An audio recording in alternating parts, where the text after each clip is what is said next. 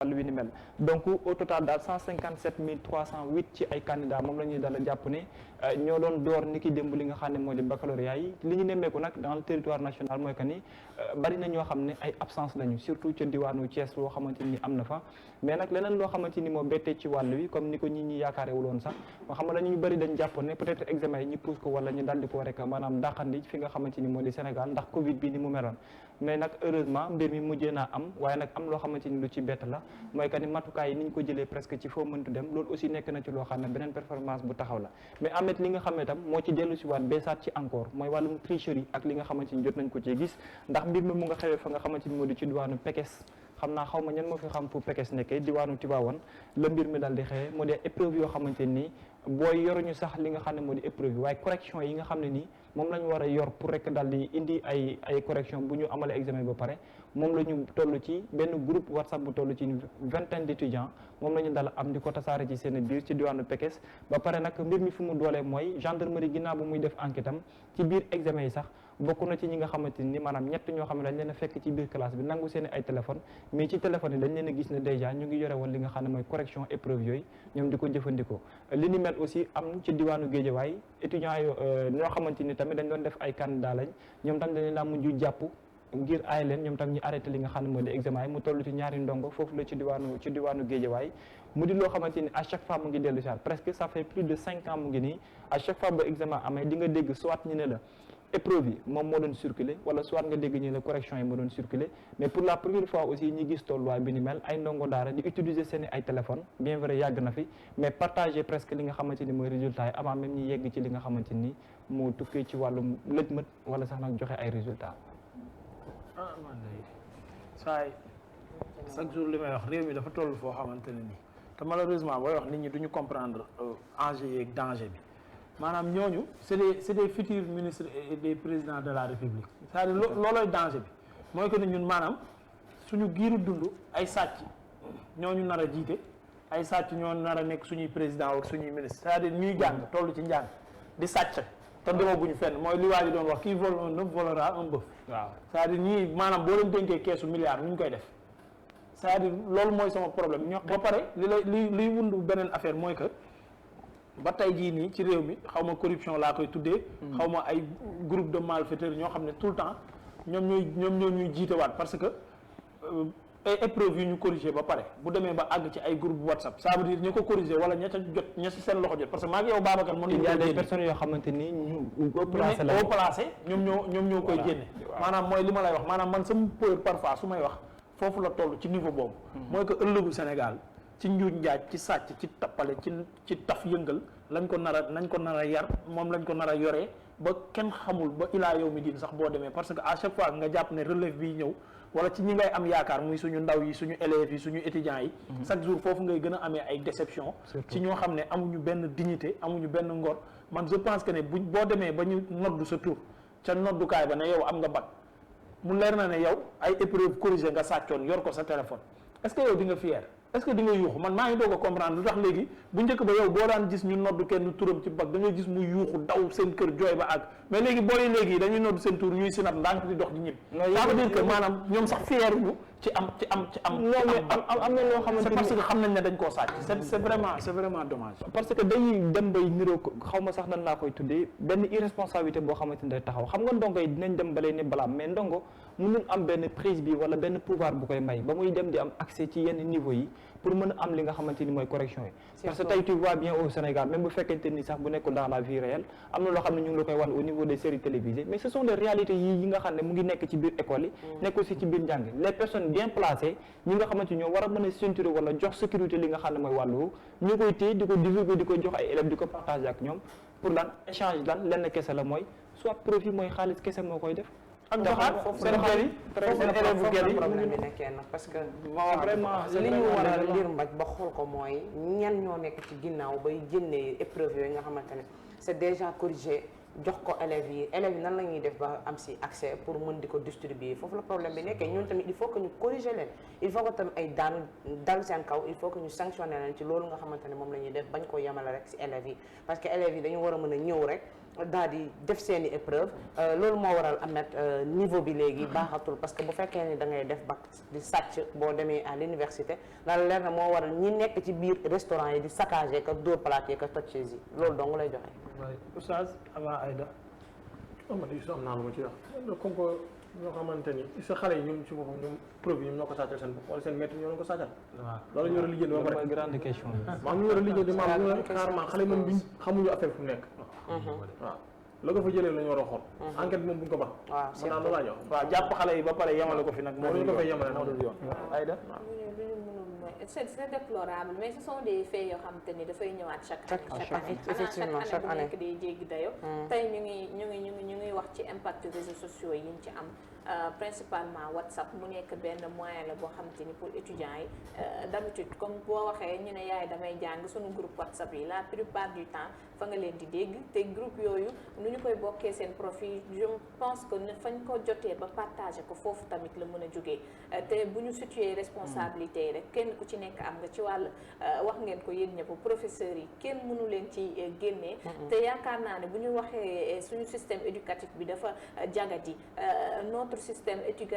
éducatif est malade, donc waroon nañu gën a veillewaat ci li nga xamante ni moom mooy tax ñu mën a am des produits de qualité, parce que on peut pas espérer avoir tamit benn dëkk wala des intellectuels qui n'ont rien en réalité dans leur tête. Parce que boo demee université Cheikh Anta Diop def reportage mënoo tasee que benn universitaire bu la làkkal maman va au marché bu jub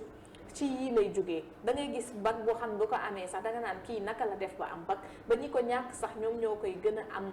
taxawaay sax pour am ko, wala intellectuellement. moo tax léeg-léeg ñenn ñi buñ leen di bu ñu échecgee ñu bàyyi leen ñuy taxawaal garder ñenn ñi ci école yi. Là je me dis que dafay am faute, il faut déjà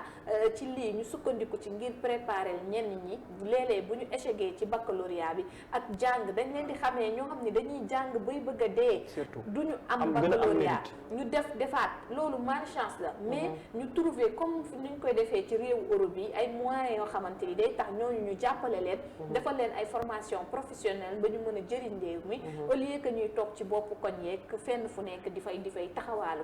Donc bu fekkee genre produit yii la ñuy am ëllëg suñuy entreprise suñu dëkk ni ko Ahmed waxee là il faut qu'on s'inquiète te lii day door a door rek. Gis na génération yi ñëw fu mu gën a yombee rek la ñuy wëree, da ngay gis koo xamante ni day def bac te du réviser, da ngay gis koo xamante ni day def bac du jàngi, bac bi ñëw mu ne la am naa bac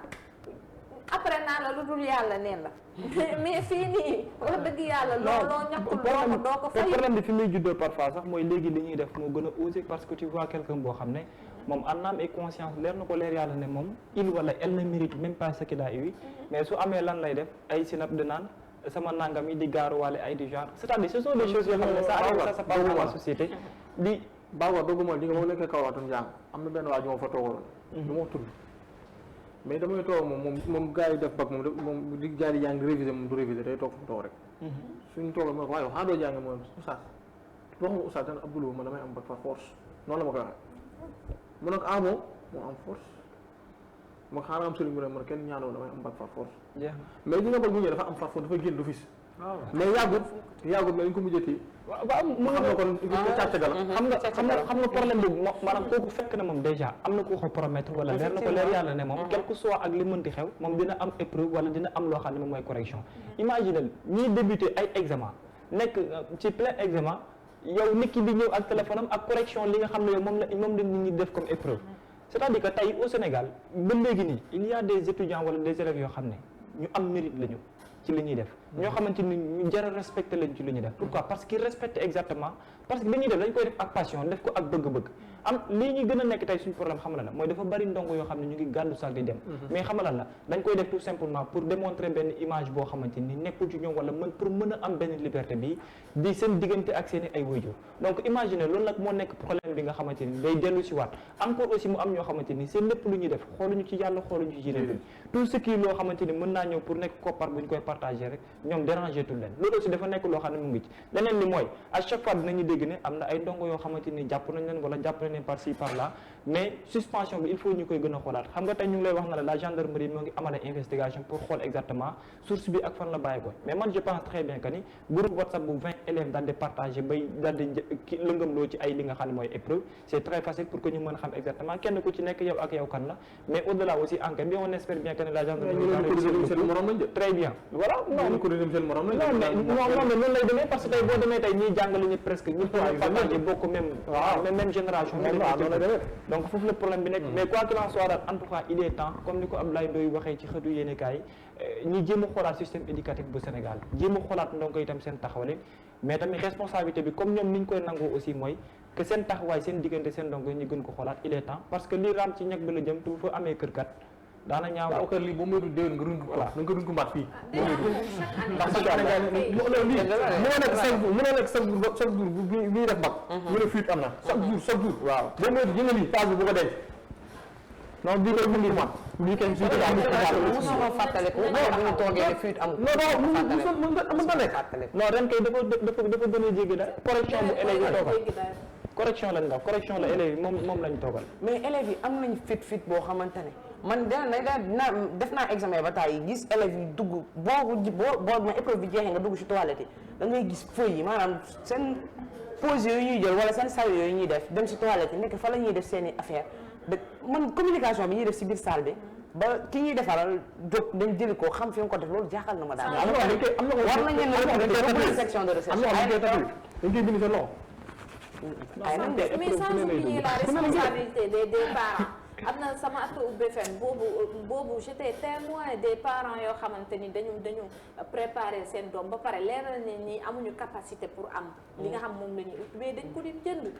jamono ji nga gis kenn ki dañ ko bind ba pare ñu ñëwaat ñu effacé waat sa tur fekkoo ko fa ñu bind fa keneen à la place ñoom ñi wax seen wàllu bopp ka seen parents ñoom ñoo ko démarché sama benn professeur tam doon na ma wax benn ministre bu ñu xam bu baax doomam nan leen niraar la mais kooku am na épreuve yi am na corrigé yeeg yépp moom muy dem këram pour mu recruter ko woon pour mu jël doomam jooju tàggat ko si ba buy dem di ko def mu yomb ci moom nu mu koy defee il avait déjà les épreuves corrigées donc ñii fu ñu jógee tamit mun na jaaree ci genre yooyu aussi effectivement te xale boobu mooy jël distribué waat ko jox ko ay borom loolu ñooy dem ba ci kanam ñooy dem ba ci dem liggéey ci mairie yi jaawale casier judiciaire jàmbur yi sant jàmbur leen jaawale ba pare non xam nga loolu nit ki di jàng ba tolloo yor say kii di diplôme ñu ne la carrément di cee juum sa casier judiciaire nangam indi la yeneen problème yoo xam ne mooy loolu ni laa yooyu ñu def ci place yooyu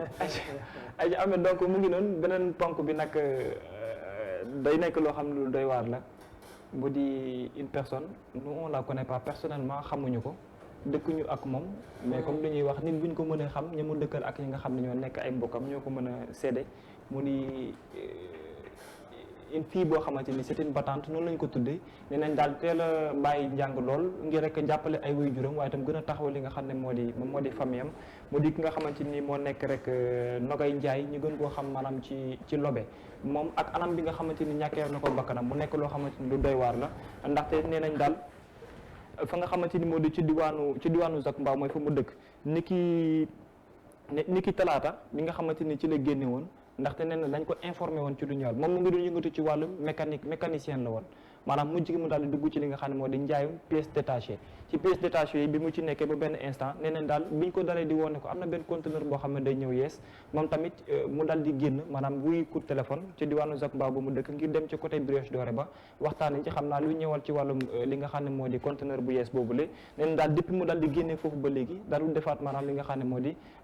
maanaam génnaat ba ñu mën a xam kii ci fan la nekk loolu nag daal di ko indiwaat de sorte que bi ñu koy daal di découvrir moo di ci alxames ji ci la ñu nemmeeku comme nga ñu bari ci xibaar yi bi mu génn dañu woon ci benn saako lañ ko dal def sànni ko fi nga xamante ni moo di ci corniche bi wala fi nga xam ne moo di autoroute à péage mais nee nañ ci sorti Diamniadio ba bu ñu sukkandikoo ci xibaari exclusivité yi nga xamante ni Libération yéen kaay génn na ko nee nañ daal sorti Diamniadio fa lañ daal di découvrir corps bi nga xamante ni dafa am ay gaañu-gaañu mu mel ne daal gaañu-gaañu yi nga xam ne am na ko ba mu daal di ci ñàkkee bakkanam mooy dafa mel ni objet bu am doole bu diis daal moom lañ ko téewoon di ko dóor ba noonu ci la daal di maanaam ñàkkee li nga xam ne moo di bakkanam mais teewul tamit ay blessures yu bare bare yoo xam ne am na ko au-delà ci bopp bi ak li nga xam ne ni moo di rek maanaam ci yaram bi ci loolu nag ci ñi nga xam ne ñoo di gendarmerie ñoom tamit ak ñi nga xam ne ñoo découvrir mbir mi ci la ñu woo seen ay parents mais bi ñu dalee di xool ci la ñu def identification ci lañ découvrir xam ne maanaam ki nga xamante ni moo di corps boobu daal turu ki nga xam ne moo di Nogaye Ndiaye la ñu gën ko xam ci turu Lobé donc encore une fois mu mel ni dellu si waat na ci lu ñëwaat ci wàllu bien vrai waa gendarmerie daal nañ ibbiwaat ab l'enquête tukkee ci wàllu ngir rek indi ci ab leeral mais donc dee ñaaw yi nga xam ne ñu ngi ko fi daan wax donc temps yële lépp dal di sokkuwaat wala di wàccaat ci ñi nga xam ne ñoo di ay jigéen mbir mi dafa daal rek dellu si waat muy nekk benn femme boo xam ne Ameth mu ngi doon daan dooleem di def kéem kattanam ngir dimbale ay waajuram ku mu mën a jotal wala lu mu mënti doon souvent dañ koy faral di nemmeeku ginnaaw fi nga xam ne moo di ci diwaanu Guédiawaye femme biñ fi gisoon tamit ñi daal di ko ligoté rey ko anam bu doy waar encore une fois donc l'histoire se répète ci keneen koo xam ne tamit ab jigéen la. doy na waar vraiment wala xaw ma où va ce Sénégal doy na waar trop doy na waar lool kenn mënul wax lépp quoi. waa ji naan li fi xew yëpp boo naree xëy di ji wax mujj gi chômeur ngay mujjee doon. kenn mënul wax li gars yi. c'est horrible. par rapport ak. ëpp na tool Lobé Ndiaye moom waa fan la waa Jacques Mbao. waa Jacques Mbao gis naa waa Sicap Mbao yi ma jot a xam dugal ko statut ma laajte mais xamuma woon exactement ni mu génnee àdduna ma gis ñu ne ma dafa génn àdduna mu nekk xale bu tuuti man naqarlu ko nag xamuma woon exactement nu mu demee mais après bi ma gisee Sénégal dugal ko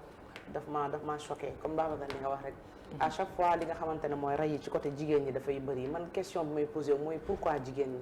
pourquoi rey daggate sànni pourquoi en plus ñiy def loolu ñoom est-ce que ay nit lañ nga mën a tiimee ni dagg ko nii mel ni kuy dagg sa ginnaaw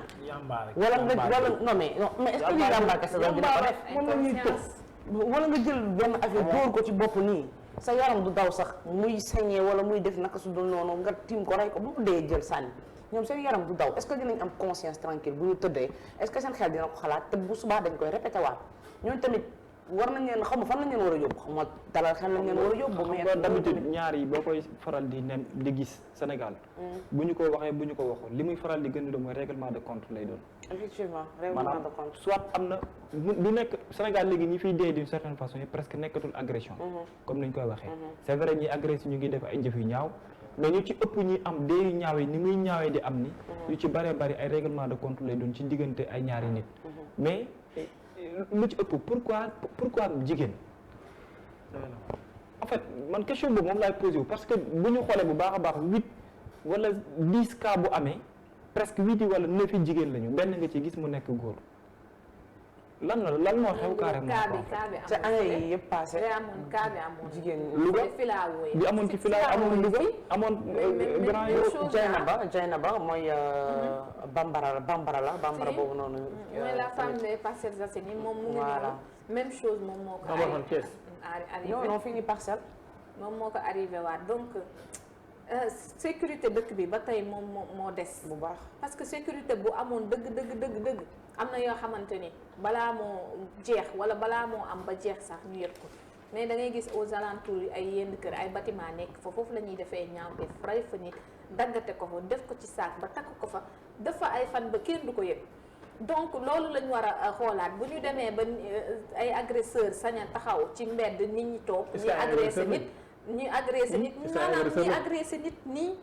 maa am na loo xamante ni dañuy wax am na loo xamante ni kenn sañ ca réagir loolu lañ war a xoolaat insécurité bu amee rek am na donc nañu war a gën a yokkaat dispositif bi te tamit nag ñi militer pour les droits de la femme tamit bu ñu yem rek ci ni ne viol bu amee yeeg ni ñu wax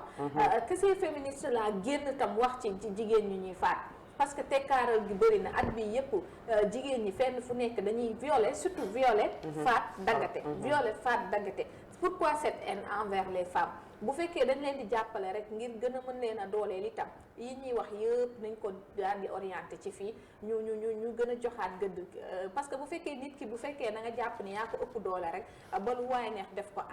dina metti loolu kon ñu circuler ci biir réew mi te dëkk bu amul sécurité jigéen ña fa nekk amuñu sécurité góor ñi sax dama leen a jéllale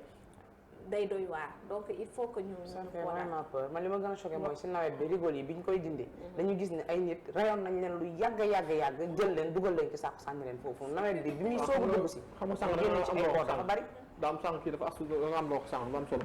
nga ne ñeen rey est-ce que ñeen tiim ay nit lañ tiim yi di ko rey te ñooñu am nañ xol d'accord ñooñu am nañ xol de mais est-ce que jigéen googu yóbbul xolam c'est pas une raison oustaz déggoo ma de mooy dégg nga baax li ma dégg na moo tax mooy li Babacar waxaatoon sax ay règlement de compte la parce que am na yoo xam ne am na xamante ne ay copain nag ñëpp yu xam am na xamante ni du agression de gis nga li xew comme diwaanu Louga am na loo xam maanaam nekk na ak gelam wala du noonu lañ koy waxee nekk na ak gelam mu ñëw ñoom ñaar ñu bëgg a sekk gel bi bañ xam naa mu forcé ko léegi bi mu paree nag muy ragal pour que gel bi yoole ko yooyu mu faat ko man moom lenn rek laay dénk jigéen ñi ñu bàyyi allo kaay fii nga dem c'est-à-dire moom loolu moom bu ñu ko mënee éviter le maximum possible ay ndaje daal restaurant daal da cee doy wala sa saalu yaay wax dëgg yàlla kaay fii nga ñëw fii muy da ngay liggéey ci ay pièces détachées da ngay jaay mbir rek da ngay nangam naam ku soxla na commandé cak na ko livré bul livré ji yow ku bëgg jënd sa mbir na ñëw sa place bu bëggee livraison yow bul dem na ko livraison xam nga ku la bëgg a jaay benn mbir tamit bu mënul ñëw na ko jox livreur mu ñëw c'est-à-dire dem bi daal moo du yoon woo la rek allo kaay fii ñëwal rek nga ñëw c'est-à-dire mooy indi jéey barki démb boo njaay lan nga ciy nettali benn cas boo xamante ne ni ndel bi influenceuse bu mag la su ma waxoon turam fii maa day taal dañ ko woo téléphone dañ la soxla ci benn projet publicité ku jigéen a ko woo bëgg nga defal ñu campagne nangam ak nangam ñëwal jour temps ñu joxante heure mu déplacé wu dem ñëw gis immeuble bi yéeg ci kaw immeuble ñu ne ko ñëwal 3e étage bu ñëw ku jigéen ki accueillir ko wax ak moom dugg ak moom ci néeg bi lëndëm kurus taalal lampe bi lii lan la mu tëj bunt bi jékki-jékki baatu góor wax ak moom toogal dama laa soxla heureusement mu ànd ak sang-froid am toog ñu commencé di ko proposer yu kenn xamul naan na xante ba génn fa rek kilifa nee na ma kilifa la kooku ci réew mi ak jabaram dama bëgg sama jëkkër lii moo koy dundal muy sëq ak yow ma koy xool nangam dañ lay jox ay nangam bëgg ko violé li ma lay wax ni maanaam tey la lan vendredi mardi wax mu bëgg ko violé mu daw heureusement mu am sang-froid wu naxante ak ñoom ne leen sama oto fi ma ko gaare baaxul il faut que ma wàcc déplacé ko bañu ma nangu naa ne sama téléphone a ngi nii sama saaga nii damay wàcc déplacé wu bi mu wàccee la daw gis benn xale bu góor expliqué ko kooku woo police ñëw police bi mu ñëwee immeuble bi yëpp ay complice lañu agent de sécurité yi fi nekkoon yëpp ne leen fii benn nit dugg fi moom doo nga fi duggoon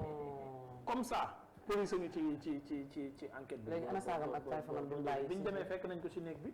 mais kooku génn na ba dem génn na ba dem moom soxnaam ñu wax ñu ne ma te mooy immeuble yooyu nga xamante ne location journée la kii bi xaw ma nu ñu koy tuddee seen AP yooyu am na da ngay jël journée 30 000 wala 40 000 waa ji saa yoo ñëwee neexal kenn wala 23 000 comme ça moo tax woote kaay fii ñëwal non business la affaire la tase leen resto tase leen ci place publique nu ñëw sa kër ngeen toog ngeen waxtaan dafa jot nit ñi xaw ma nuñ koy waxe oustaz mais man damay toog benn instant may xalaat ne jëf yi léegi-léegi ni muy mel est-ce que nit ñi ni ñu delloo seen xel di xalaat ne maanaam que bés day ñëw ñëpp delluwaat en fait c'est-à-dire que jot na nit ñi gën a xoolaat exactement li nga xam ne mooy seen jëf mais exactement aussi gën a delluwaat seen bopp ci que fii tey dafa ñu day enchaîné foofu voilà non day mbir moo xam ne bu doy waar la tey la moo war a nekk taxawaay et puis tam conscience bi nga xam ne nit ñi war nañ ko demee société bi surtout di ci boole waale ne ëllëg am na te lépp day dellu si waat suñu borom Oustaz man bala nga commencé foofu ñu yeggale alhamdulilah ayca Oustaz man ngaa alhamdulilah alhamdulilah rabbil alamin alhamdulilah